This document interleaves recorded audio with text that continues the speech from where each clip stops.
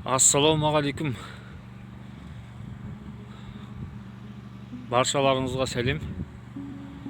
Біз мына жерде Орал Ақтөбе тас жолының бойында, Ақтөбеден где-то 50-60 километр жерде мешіт бар, тарихи мешіт. Сол жерде тұрмыз. Кезінде татарлар салған мешіттердің бірі. Татарлардың мешіт салу ерекшелігі осындай. Мұнаралар осылай салады.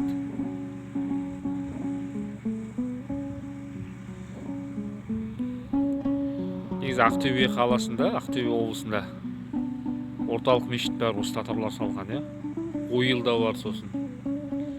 Ода сондай бір мешіт. Сосын темірде ма болу керек. Осындай стильде салынған мешіт. Мынау тас жолдың бойында жолда тұр. Қазір мемлекеттің қорғауында екен да.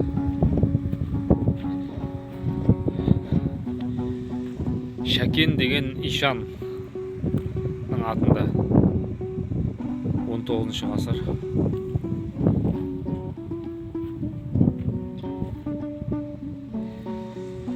Кезінде енді мына жерде ауыл болған сияқты.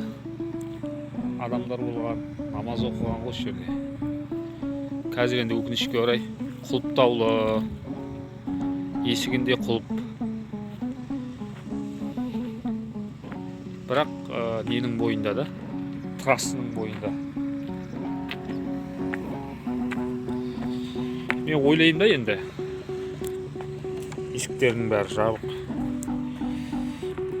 Осы жолдың бойында ашық қойса, мүмкін бұлай өткендер трассының бойында көрініп тұр да, жолдың бойында. Мешіттің ішінде ештеңе жоқ. Жаю да көріне ма, мәжден көрінбей ма. Трассының бойында ашық қойса, бұлай өткендер мүмкін намаз оқыр ма еді деген ойым ғой. Енді ар жағында ауылдар бар, мешіті бар.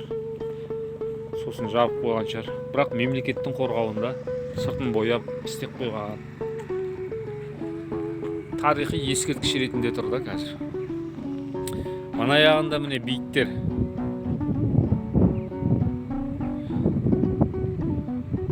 Міне бейіттер.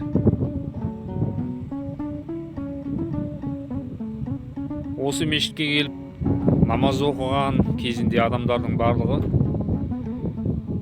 барлығы емес, кейбіреулер осы жерде жатқан шығар мүмкін.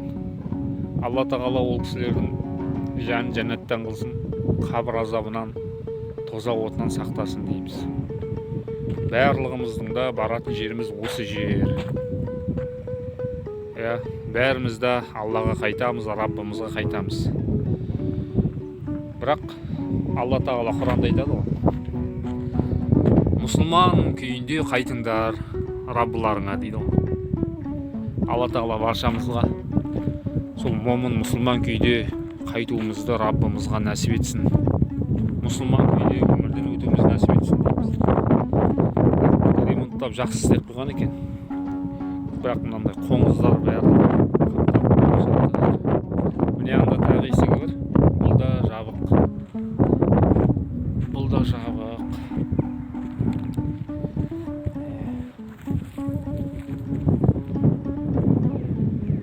Ана жанында бір үй ма бірдеңе тұр.